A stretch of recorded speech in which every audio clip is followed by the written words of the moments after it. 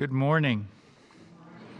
Welcome to worship here at CVUU, which stands for Coastal Virginia Unitarian Universalists. My name is David Kidd, and I'm a president of the board. For those of you who are newcomers today, whether it's here in person or on Zoom, CVUU is a member congregation of the Unitarian Universalist Association, a denomination that is part of a liberal tradition that goes back hundreds of years. CVUU offers an open door to all who recognize and honor our principles and the values from which they are derived: interdependence, equity, transformation, pluralism, generosity, justice, and love, which is at the center of our values. These are values which call us to action and which make us accountable to one another. Here at CVUU, our commitment to the work we are called to do through these values is demonstrated in our mission, which is to provide a nurturing community, foster courageous spiritual growth, and inspire compassionate action. It is with that love and commitment that we welcome all of you, member, friend, visitor, and everyone in between, to worship at CVUU and be a part of this journey with us. Our worship theme this month is Deep Listening, and the title of today's service is Be Still, Be Humble. And it will be led by Dr. Taryn Myers and Sally Daniel, our worship services associate. Also assisting with our worship today are Grace Hare, our guest pianist. For the time being, those of you who prefer to mask and who prefer to sit near other people who mask, we've set aside the balcony as mask-only seating during the worship service.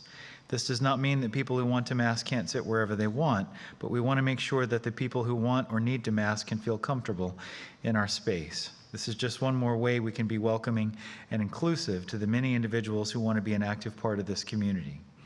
For those who want to sit in the balcony and who do not have a mask with them, some masks have been placed up there for your convenience. After the service, you're all invited to attend an in-person coffee hour in the social hall through the doors to my right. Next week, the title of the service is Heard But Not Seen, and it will be led by Reverend Viola Abbott. I hope you will join us. Once again, thank you for being with us this morning, and we hope you will stay for the coffee hour.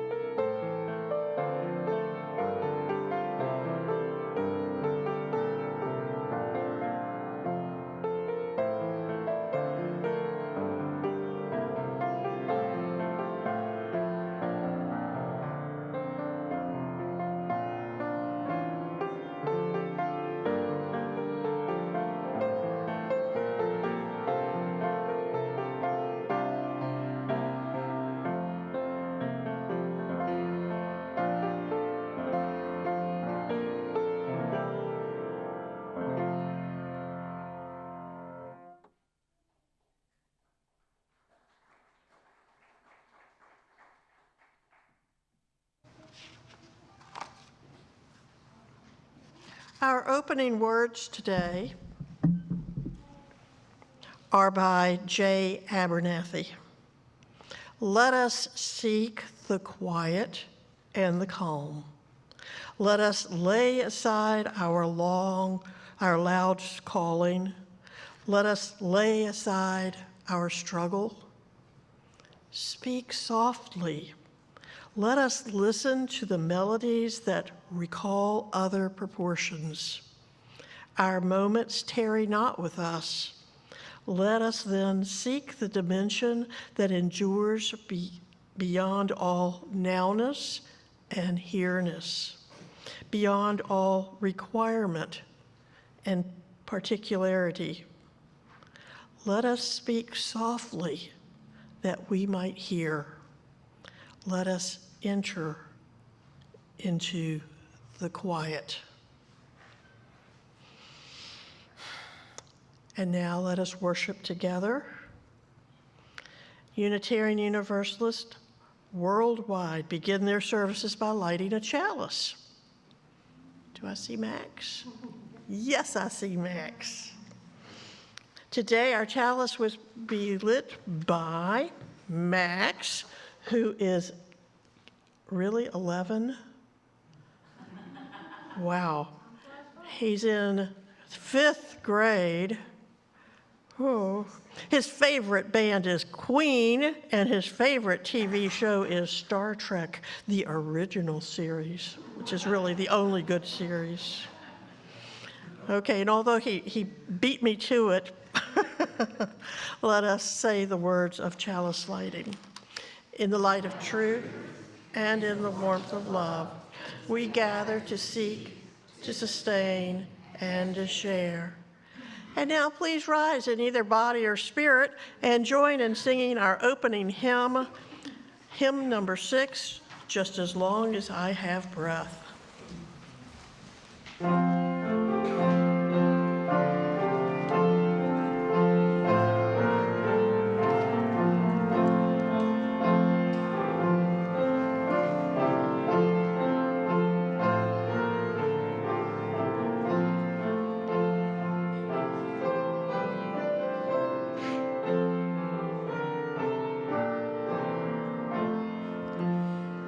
Just as long as I have breath, I must answer yes to life. Though with pain I made my way, still with hope I meet each day. If they ask what I did well, tell them I said yes to life. Just as long as vision lasts, I must answer yes to truth. In my dream and in my dark, always that elusive spark. If they ask what I did well, tell them I said yes to truth. Just as long as my heart beats, I must answer yes to love. Disappointment pierced me through, still I kept on loving you. If they ask what I did best, tell them I said yes to love.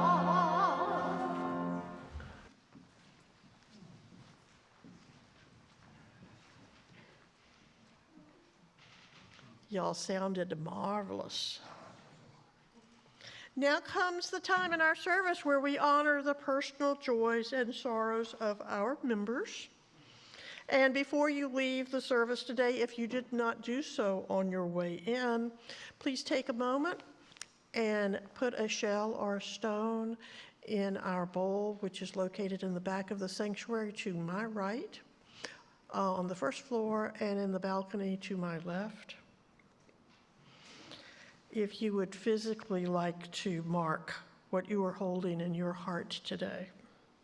For those of you in Zoom, if you have a personal joy or a sorrow that you would like to share with the CVUU community, please type it into the chat at the bottom of the page, and it will be entered into the Book of Life. And now, a member of our caring team. I just visioned her, and here she is.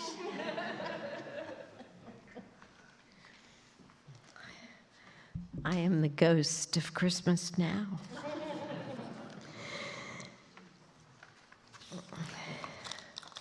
My name is Elisa Dickon, and I'm a member of your caring team. In an ongoing effort to maintain a culture of the heart here at CVUU, our Book of Life documents milestones in the lives of our members. The Book of Life is kept on the table in the back on my right. It is open for you to record those milestones that you wish to share with the congregation. And for those of you on Zoom, we will make every effort to enter those into the Book of Life. If you know of someone needing attention from the caring team, or lasagna, or perhaps a trip to a doctor, please contact the caring team at the email address on the screen behind me or the telephone number. We will be in touch.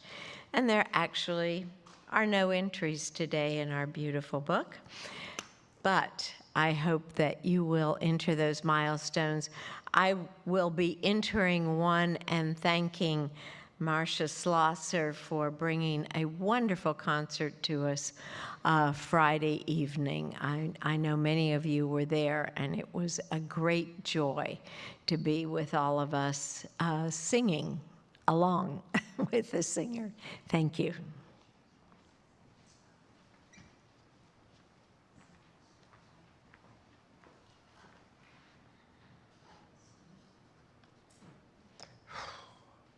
Do you remember the old TV show that was The Week That Was? I sort of feel that way about this week. It seems like everywhere we turn, there was something going on. And many of us feel that stress. So may we all draw upon whatever gives us strength and hope, whether it is the God of many names or no name at all, the great force that courses throughout the universe, the divine spark within each of us, or the community that we love and value, as we hold in our hearts all that has been spoken into this space, in person or online, and all that has not. But may we, in particular, find solace in the fact that we are here to journey together, to share in the sorrows and rejoice in the joys. Now let us enter into a moment of silence to mark this sacred space that we share.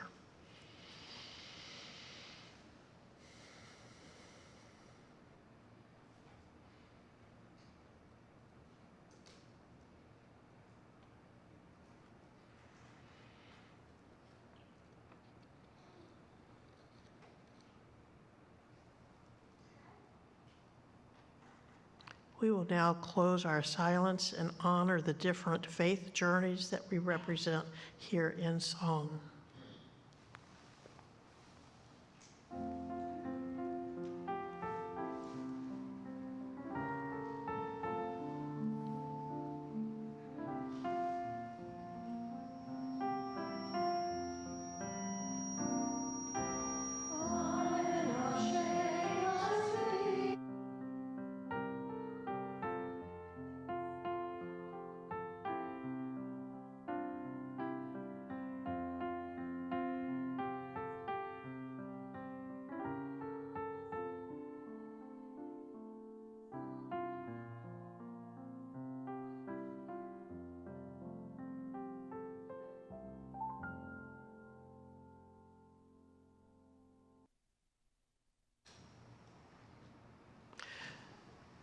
The reading today will start with one of Mary Oliver's poems and then conclude with a prayer.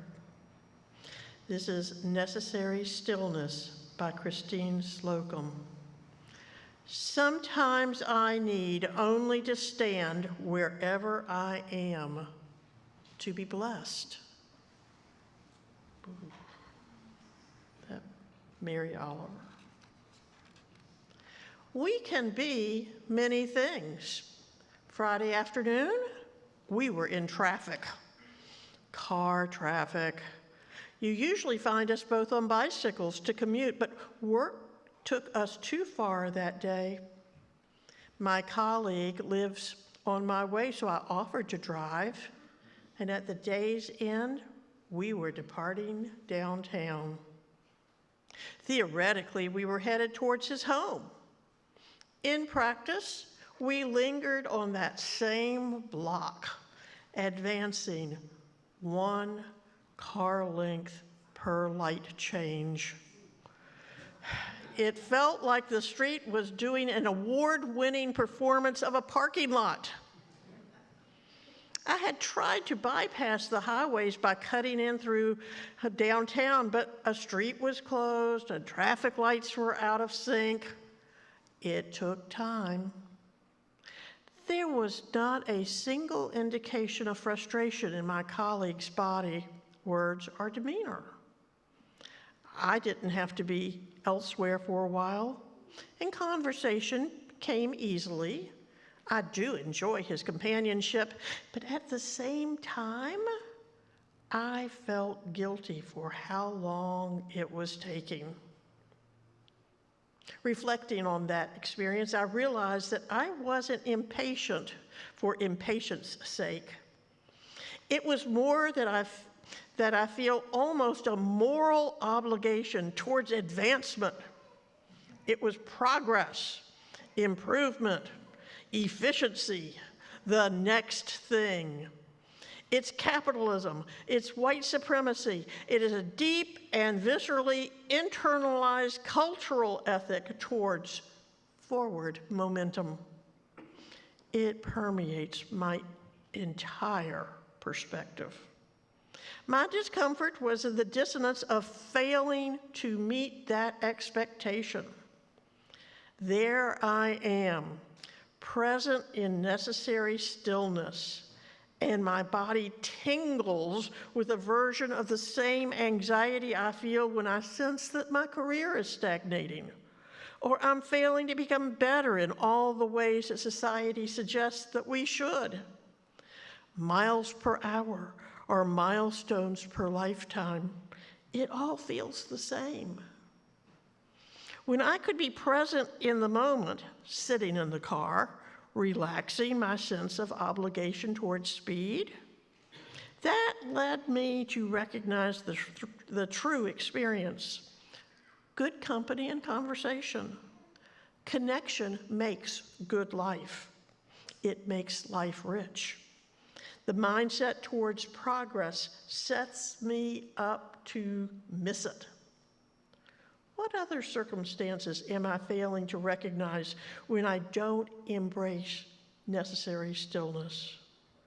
Where else am I failing to see that the need to exist in the moment is a required part of whatever journey I am taking?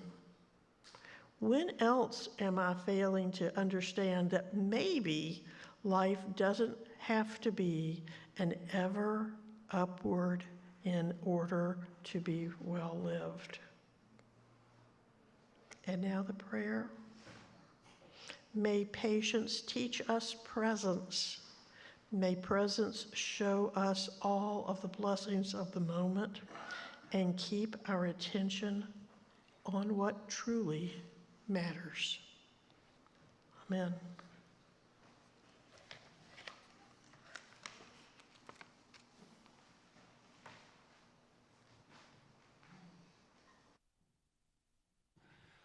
Hi, everyone. There we go. Hi, everyone. I'd like to invite the young and the young at heart down. Addie's kind of filled up with some stuff. I think we got enough seats.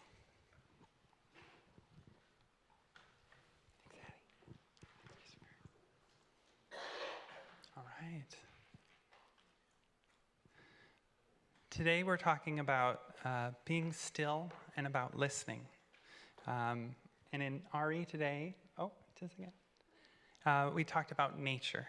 So I would like to do, like everyone, not just our young at heart, to join me in a little guided visualization. So can everyone please close their eyes? Let's take a deep breath.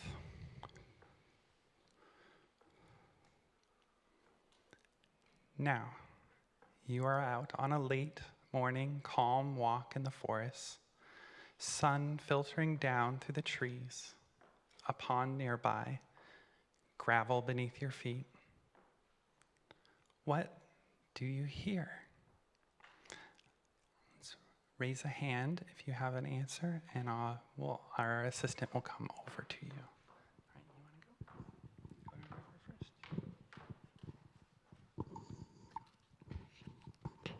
Bird chirping. The wind rustling through the leaves.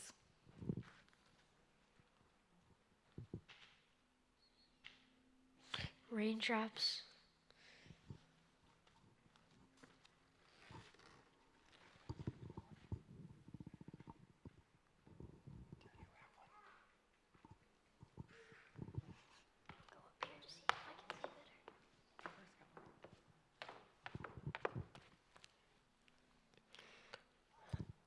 The wind blowing the waves on the pond. How about our adults? Does anyone have one? Oh, yeah, Shelly. Oh, Christopher, you want? Yeah, you take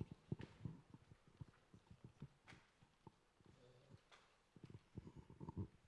The sounds of our footsteps walking on the petals, crunching the rocks.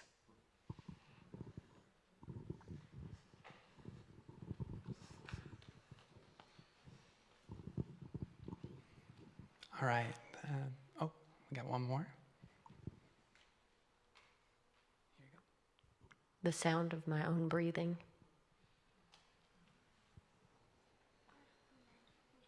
Did you have one more? Oh, somebody else has it.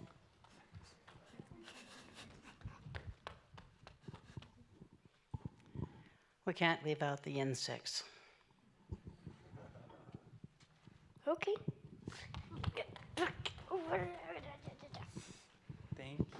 Thank you. To the right? All right. The frogs. Oh, just a second. All right. For those who haven't opened their eyes, let's open your eyes. Just a second.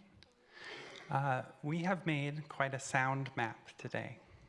Next time you're out in nature, I urge you to not only listen for these sounds, but the sounds you did not expect. Thank you.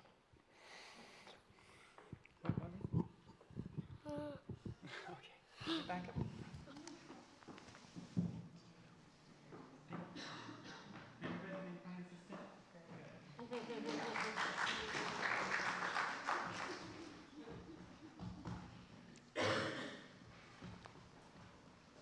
Now comes the time in our service where we invite you to make financial gifts to benefit and sustain the ongoing ministry of the church. And the ministry of this church not only consists of what we do within these walls, both real and virtual, but what we do that extends beyond these walls as well. One way that we do this is through our generosity. Each month, we will share 50% of the money collected as the offering that is not designated as a pledge payment. It is hoped that this will lead to greater connections and wider impact. The organization that we're giving to this month is the Food Bank of Southeastern Virginia and the Eastern Shore. Supporting such organizations like this is just one way to live our principles and honor the inherent worth and dignity of all people and justice, equity, and compassion in human relations. Giving our time and talent and treasure to the organizations that matter to us and that improve our lives and the lives of others is a spiritual practice for those of us who call ourselves Unitarian Universalists. And it is one that we should not shy away from. More importantly, it is necessary for our survival.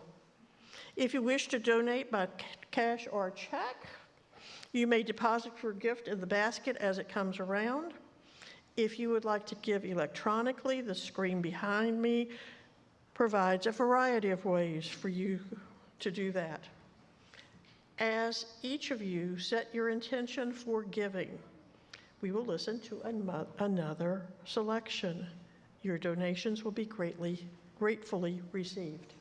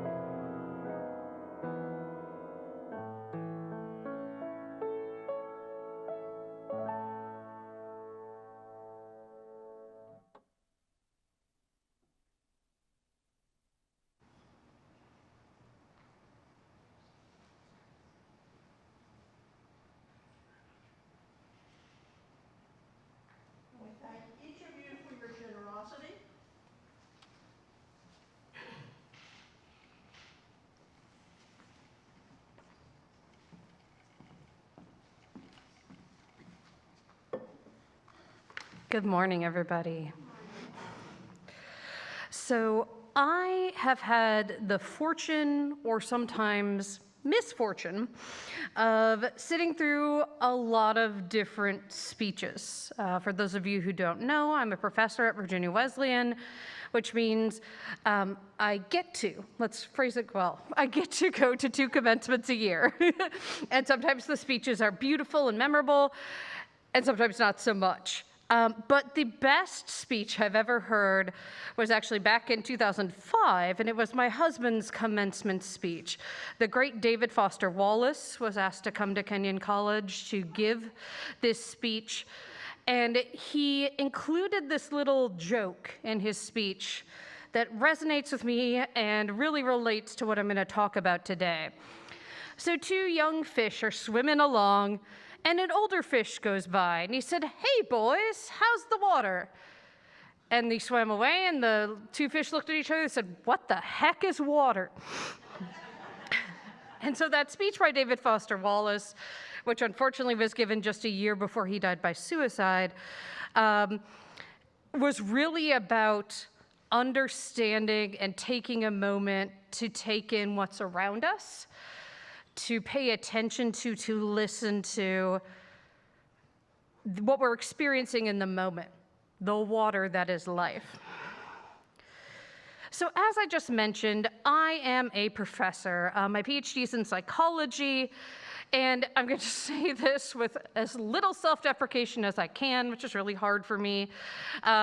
I'm an award-winning professor. So in 2018, I had the great honor to be given the Samuel Nelson Gray Teaching Award at Virginia Wesleyan. And one of my favorite parts of that is I was given that award when I was 8 months pregnant.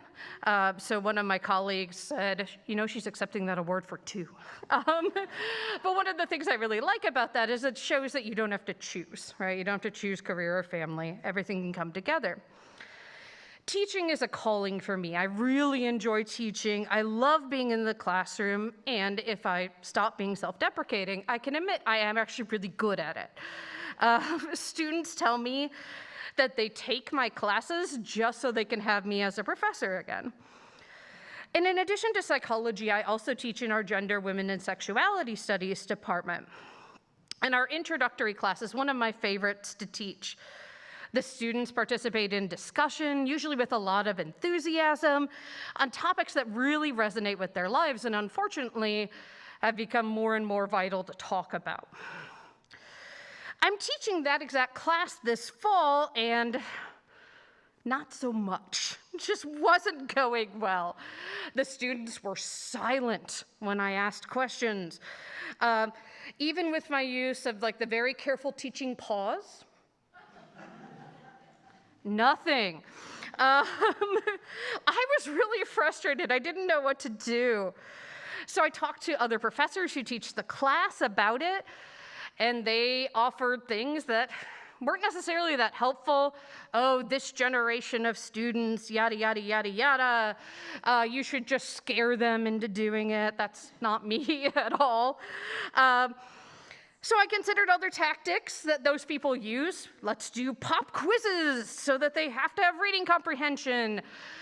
Some of my colleagues have talked about the pedagogical importance of kicking them out when they haven't read, just making them leave. That wasn't going to solve my problem.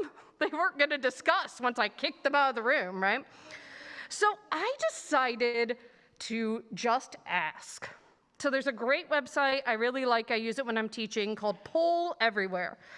And using their phones or other devices, students can respond to questions anonymously, so they don't feel like I'm calling them out. And so I put up a poll everywhere about why are you not participating, basically. And the students were really honest. Most of them, I would say a third of them, had not been able to afford the book yet. So they couldn't participate because they couldn't read it. I asked things like, what would motivate you to read? And 0 people said pop quizzes, shockingly enough. Some of them said that they were afraid of answering questions wrong in a class where we really are about opening up discussion. And after we went through the poll, they were more willing to talk openly about what was going on. And they said that the reading that I very enthusiastically assigned because I love this topic was just too much, even for those who had the book. And they couldn't get through it realistically well, so some of them were just shutting down.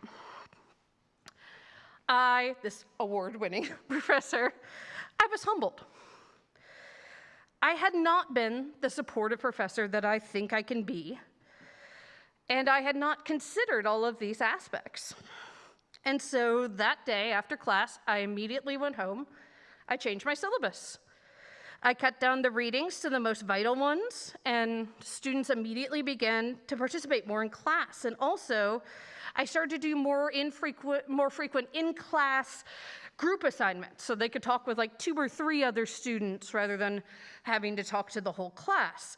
And that made discussion less intimidating, and they were more willing to open up. I realized that not only did I need to listen and pay attention and figure out what the water was we were swimming in, but I had to humble myself. I wasn't always right. And what I thought was right wasn't working for the students. I needed to listen. And this is the first lesson I really hope to impart to you all today, that to really listen, deeply listen, you sometimes, really almost always, need to humble yourself and acknowledge that you don't have all the answers. And you're not going to have all the answers unless you ask, and unless when you ask, you really listen to the answers. Now, this should not be a surprise to me as someone with a Ph.D. in clinical psychology. I'm trained in the art and the science of therapy, how to listen to both what a client is saying and not saying. And perhaps the most important set of skills in this arena come from training I received my 4th year of graduate school, what they called our placement year. So in this year, we got the chance to work in the community. All of our clients we had seen before then were in our training clinic, And this case, we got to go and work in a different setting. I was at a hospital setting, and I got to do a whole host of things: outpatient, individual therapy, medical rounds for folks who came in with drugs or alcohol in their system or for psychiatric reasons, pre-surgical evaluations for folks who were going to undergo bariatric surgery, group therapy for binge and emotional eating. And one of the most unique training experience I got was couples therapy training. So this training consisted of the fourth-year Ph.D. students, they called us externs, and then the psychiatry residents, which was really unusual. If you don't know a lot about psychiatry training, unfortunately, it's sort of like a dying art for them to learn how to do therapy. A lot of times they're mostly taught to prescribe. So we got to interact with them. We had a Ph.D. psychologist supervisor and didactics on things about like dynamics within a couple. And we saw clients in pairs as therapists so that we, the therapists, could model good communication between ourselves and also monitor both members of the couple during the therapy. And one of the most vital skills we learned to teach our clients is what's called reflective listening. So this is a technique that was initially developed by humanistic or client-centered psychologist Carl Rogers. And the steps are that one person speaks and the other person is still, is silent, is quiet. And the second person gives that speaker their undivided attention, no distractions, no interrupting. And the real challenge when you are in the role of that second person is to really listen to what the speaker is saying. So what do we do when we usually listen to someone talk, particularly if it's someone we're disagreeing with? We're usually spending the whole time thinking about how we're going to argue back, right? How we're going to rebut what they are saying, but, right? So the challenge instead is to just listen. And when that first person is done speaking, the second person, the listener, does not spout off their reply, their rebuttal, or advice that they have that may not be warranted. Instead, they paraphrase and summarize, reflecting back on what the person has just said to them. What I hear you saying is, it sounds like you're feeling, if I understand you correctly, you're saying. This is a huge challenge for anyone, but particularly, again, when you are in a relationship that's so fraught that you've sought out couples counseling, right? But it can help people to truly listen and truly feel heard. And then obviously after you've done it once, you have them switch roles. And so like a very good liberal arts professor, I'm going to have some interactivity now and challenge you all to do this. So what I'm gonna have you do is turn to a person near you. It can be someone you know well, someone you don't know well at all. And I'm gonna time you for 1 minute and have just one person speak about anything. Doesn't matter, your day, the weather, what have you. And the second person will listen, and then when I tell you the minute's done, you'll reflect, and then I'll direct you to switch roles. And we'll see how this goes. So go ahead and find your person, and your minute starts now.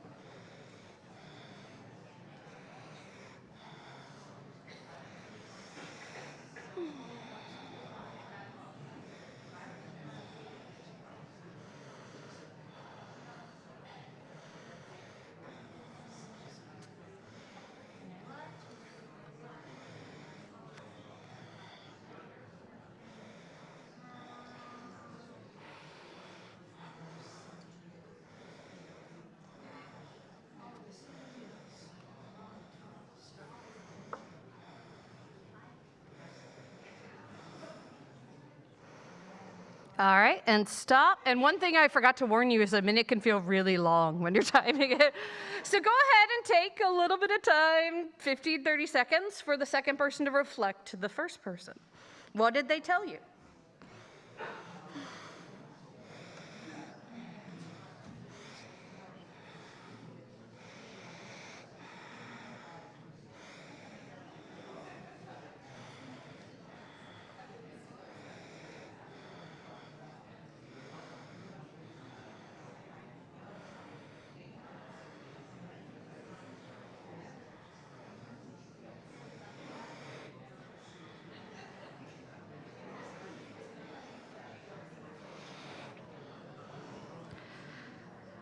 Alrighty, and now we'll go ahead and switch roles. So if you were the speaker the first time, now you're going to take on the role of the listener. And again, heads up that a minute feels interminably long sometimes when you're just listening.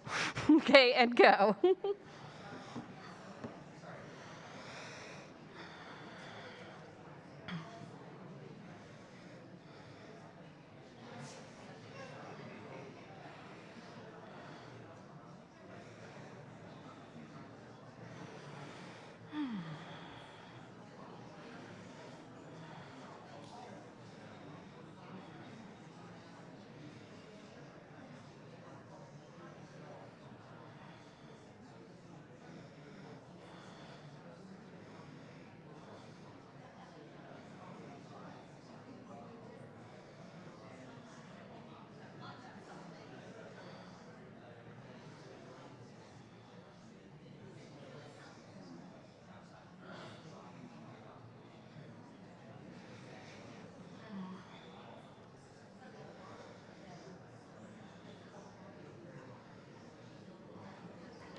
Alrighty, and stop. And go ahead and for that original speaker to reflect back, what did that second speaker just tell you?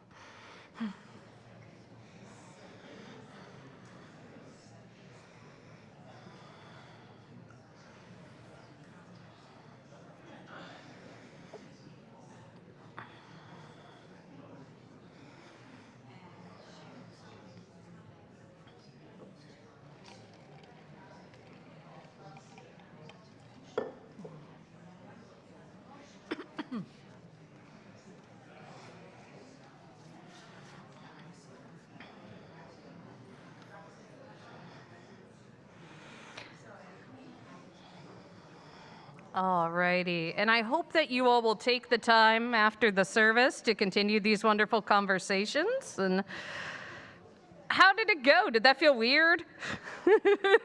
Some people were like, it was great. That's awesome. So I hope that in doing this, you felt heard, right? And that's something that we don't always hear or feel in our very fraught political environment, right? Very divided social environment. Is just feeling heard by someone else can be really hard. I've been hearing a lot about this like a loneliness epidemic, and people saying like it's among men in particular, but I think it's among everybody, right? Like we lost a lot of connections during the pandemic, right? And I mean, not that we're not still in the pandemic, but during our isolation. So I hope that that made you feel heard, and I hope you felt maybe a little closer to the person you just spoke with, and that this is a technique you might be able to try with those close to you. There are a lot of benefits to reflective listening. They've actually studied this in various settings. So in the workplace, you have enhanced communication and collaboration, better conflict resolution, and improved understanding of one another. In your day-to-day life, you have improved interpersonal skills if you use this technique and reduced misunderstandings. And then in terms of relationships, this is linked to healthy and fulfilling relationships and deeper emotional connections within couples. And again, that could be romantic relationships, friend relationships, family relationships. So improving your ability to listen and be still as you listen to those closest to you is so fulfilling and so important. However, there's one person in our lives we've yet to touch on and whom we really need to learn to listen to, and that's ourselves. In psychology, we have a big fancy term for this. It's interoceptive awareness. It basically means being able to understand what I'm feeling inside, whether that is emotional or whether that is physical. The lack of ability to listen to our internal cues, particularly related to hunger and satiety, or a feeling of fullness, is linked to disordered eating, which is what my research has focused on for the past, I realize now, 20 years, which makes me feel even older. So other research has really supported the importance of training this skill, training interoceptive awareness, training be able to listen to yourself as vital, not only for individuals who struggle with disordered eating, but for people in general. When I was in graduate school, Dr. Linda Craighead had just developed a great treatment to address this called appetite awareness training. And you would have your clients log how hungry they were right before they ate and log how full they felt right after they ate. And whenever I asked my clients to do something, I would do it myself too. It just seemed fair. And this is hard. It is not something that we can do easily in our eat the drive-through food while you go from one appointment to another or while you're standing over the sink, right, society. So as someone who was fortunate not to struggle with disordered eating, I could only imagine like how much more challenging it was for my clients. And the really sad thing is that babies and kids know how to do this intuitively. They know, and they let us know when they're hungry. They stop eating when they're full, right? And society can train this out of us really quickly if we let it.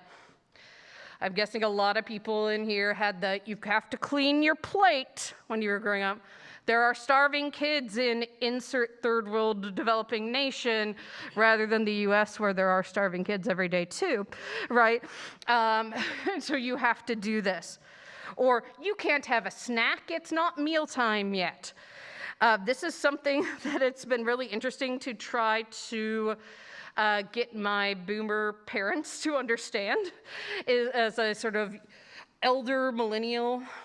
I'm an ancient millennial or whatever they call us now, Xennial, is like, no, don't tell my daughter how to eat, what to eat, when to eat. She knows her body and listen to her. It's a little foreign because we were all not trained in that. You may also have heard this referred to as intuitive eating. That's sort of like the trendy term right now. And it's about learning how to trust yourself and your internal cues because our bodies do know what they need if we just listen to them. You don't have to rely on society's cues, and you need to be still in order to let yourself feel. And this is very similar for learning how to be in touch with your emotions. Society likes to tell us that being emotional is not okay, for some genders more than ever, but more than others. But I really feel like for people of all genders, society just sees emotion as a sign of weakness, when we all know it's not that. This can numb ourselves so much that we forget how to listen to and express what we are feeling emotionally. Okay, so we have all this. How do we fix it, right? Well, we have to listen to ourselves, and we have to listen to the world around us. It may take a meditation like Bree led our kiddos through today. There are more specific meditations you can do that are like body scans where you check in with particular parts of your body. Some people are really good at just sitting and meditating. If you are type A like me, that is impossible. So, just YouTube. I'm not even joking. Go on YouTube and be like, body scan guided meditation. And there are hundreds, if not thousands, of options to choose from. Learning to get back in touch with your body. This often will take communication not only with ourselves, but also with others around us. A lot of times it might be talking about it with our friends, our family, but often a mental health professional, right? Someone who can be objective and help us learn these techniques. How do we fix these things? How do we recognize the water we all swim in? We listen to ourselves, to those we are close with, and to those around us. And so I ask now that everybody please rise in body or spirit for our closing hymn, number 1001, Breaths.